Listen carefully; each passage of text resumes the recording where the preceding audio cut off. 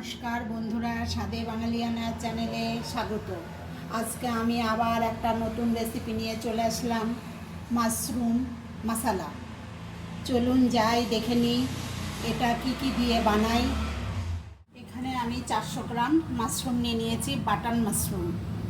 এটা আমি এখন পরিষ্কার করে নেব। কিছুটা ময়দা দিয়ে দেব। ময়দা দিয়ে এই যে কালো কালো যে দাগগুলো আছে এগুলো পরিষ্কার করতে সুবিধা হবে। এগুলো এরকম ঘষে ঘষে পরিষ্কার করতে হয়। আর মাশরুম যেদিনই আনবেন সেই দিনই রেসিপিটা বানানোর চেষ্টা করবেন। ঘরে রেখে দিলেই একদিনেই এই যে ফাঙ্গাস টাইপের ধরে যায়। এই যে এরকম রোলে রোলে পরিষ্কার করে নেব। এই যে আমার সবগুলো পরিষ্কার করা হয়ে গেছে। এখন এগুলো আমি ঠান্ডা জলে ধুয়ে নেব। মাশরুমগুলো এই যে ধুয়ে পরিষ্কার করে নিয়েছি। এখন এগুলো আমি কেটে দেখাচ্ছি। অল্প একটু করে কেটে আমি ফেলে দেব। আর যেগুলো ছোট সেগুলো একটা করে টুকরো করব, যেগুলো বড় সেগুলো 4টা করে টুকরো করব। আপনারা আপনাদের পছন্দ মতন কাটতে পারেন, কিন্তু এই একটু করে সাইড থেকে ফেলে দেবেন, কারণ এটা মাটির ইসে থাকে তো। এই যে এরকম 4 টুকরা করে কেটে নেব, যেগুলো বড় সেইগুলো। কেননা এটা যখন ইসে মশলায় পড়বে তখন এটা চুপসে যাবে। মাশরুম ভীষণ নরম। মাশরুমটা এখন আমার কাটা হয়ে গেছে। এর মধ্যে এখন আমি একে একে সব জিনিসগুলো দিয়ে মেরিনেট করে রেখে দেবো। দেবো হচ্ছে বাটার, অল্প হলুদ গুঁড়ো, একটু লাল লঙ্কার গুঁড়ো, লবণ, একটু গরম মশলার গুঁড়ো। এগুলো দিয়ে এখন আমি ভালো করে মেরিনেট করে রেখে দেব। কেননা মাশরুম রান্না করার সময় উনুনে করলে এত জল ছেড়ে দেয় যে মাশরুম পরে খুঁজে পাওয়া যায় না। ওই জন্য এখন আমি এটা মেখে রেখে দেব মিনিট 5-এর জন্য। বেশিক্ষণ মেখে রাখতে হয় না, কেননা জল ছেড়ে দেবে। রান্নার একটু আগে মেখে রাখলেই হবে। মিক্সির জার নিয়ে নিয়েছি, এর মধ্যে নিয়ে নিলাম কিছুটা কাজু, এই 10-12টা মতন। অল্প একটু জল দিয়ে এটা একটা মিহি পেস্ট তৈরি করে নেব।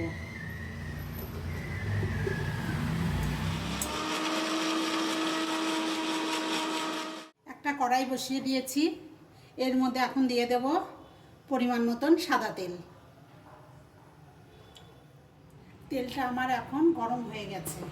এখন আমি দিয়ে দেব একটু জিরে, গোটা জিরে। একটুখানি ভাজা হয়ে গেলে দিয়ে দেব পেঁয়াজ, কুচনো পেঁয়াজ খুব মিহি করে কুচিয়ে নিয়েছি। এখানে 2টো মিডিয়াম সাইজের পেঁয়াজ আছে, এটাও একটু বাদামি করে ভেজে নেব। এটাতে যত পেঁয়াজটা মিহি করে কুচোবেন তত ভালো লাগবে। পেঁয়াজটা আমার বাদামি হয়ে গেছে। এখন আমি এর মধ্যে দিয়ে দেব কাঁচা লঙ্কাগুলো। কাঁচা লঙ্কাগুলো খুব মিহি করে কুচি করে নিয়েছি। এটাও একটু পেঁয়াজের সঙ্গে ভালো করে ভেজে নেব। এখন দিয়ে দেব আদা বাটা, 1 চামচ আদা বাটা দিলাম, 1 চামচ রসুন বাটা দিলাম। এটাও এখন এর সঙ্গে ভেজে নেব। আদা রসুনের কাঁচা গন্ধটা যাওয়া অবধি ভেজে নেব। এখন টমেটো বাটাটাও দিয়ে দেব, এটাও দিয়ে কিছুক্ষণ নেড়ে নেব। গুঁড়ো মশলাগুলো দিয়ে দেব। হলুদ দিয়ে দিলাম, লবণ দিলাম, কাশ্মীরি লঙ্কার গুঁড়ো দিলাম কালারের জন্য। দিয়ে এটা আবার এখন একটু ভালো করে নেড়ে নেব। এখন 1 চামচ ধনে গুঁড়ো দিয়ে দেব। গোলমরিচের গুঁড়ো দিয়ে দিলাম 7 চামচ মতন। এটাও এখন একটু ভালো করে নেড়ে নেব। কাজুর পেস্টটা করে রাখছি সেটা দিয়ে দিলাম। এটা দিয়েও ভালো করে নেড়ে নেব। কচুরি মেথিটা হাতে একটু গুঁড়ো করে দিয়ে দেব।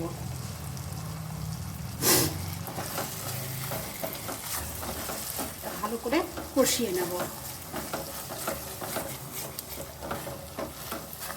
যে মাশরুমটা ম্যারিনেট করা ছিল সেটা এখন আমি দিয়ে দিলাম। এটা এখন মশলার সঙ্গে ভালো করে একটু কষিয়ে নেব। এটা হাই হিটেই করতে হবে, কেননা মাশরুম থেকে প্রচুর জল বেরোয়। এইভাবে কষাতে হবে। আর এটা একটু হালকা হাতেই নাড়বেন, যেহেতু মাশরুম খুব নরম। দেখুন বন্ধুরা, কত সুন্দর তেল ছেড়ে দিয়েছে, দেখতে কত লোভনীয় হয়ে গেছে। এটা ভীষণ ভালো লাগে, বাড়িতে একবার হলেও বানিয়ে খেয়ে দেখবেন। মাশরুম অনেকেই খেতে জানে না, ওই জন্যই কাটা থেকে শেষ অবধি দেখালাম। আমার এখন এটা কষানো হয়ে গেছে, দেখুন কত সুন্দর তেল ছেড়ে দিয়েছে। এখন আমি এর মধ্যে জল অ্যাড করব। জলটা অবশ্যই গরম দেবেন, পরিমাণ মতন জল দিয়ে দেবো। আপনারা যেরকম গ্রেভি খেতে পছন্দ করেন সেই রকম জল দেবেন। এখন এটা আমি মিনিট 5 রান্না হতে দেব। এই যে এখন আমার এই মাশরুমটা হয়ে গেছে, এখন এটা আমি ধনেপাতা দিয়ে ফিনিশ করব। কিছুটা ধনেপাতা দিয়ে দিলাম। এই মাশরুম মশলাটা আপনারা যে কোনো রুটি, পরোটা, নান, ফ্রাইড রাইস, সাদা পোলাও প্রত্যেকের সঙ্গেই খেতে খুব ভালো লাগবে। একবার হলেও বানিয়ে খেয়ে দেখবেন খেতে কেমন হয়। সবাই ভাবে মাশরুম খেতে কেমন লাগে, কিন্তু যারা খায়নি তারা বলতে পারবে না। ওই জন্যই বলছি, একবার হলেও খেয়ে দেখবেন, দারুণ লাগে খেতে। আমি সার্ভ করে দেখাচ্ছি। মাশরুম মশলাটা এই যে হয়ে গেছে, সার্ভ করে দেখালাম। আপনারা সবাই প্রথম থেকে শেষ অবধি আমার রেসিপিটা দেখার জন্য অনেক ধন্যবাদ। আপনাদের রেসিপিটা ভালো লাগলে লাইক, কমেন্ট, শেয়ার করতে ভুলবেন না। আবার ফিরে আসবো নতুন কোনো রেসিপি নিয়ে।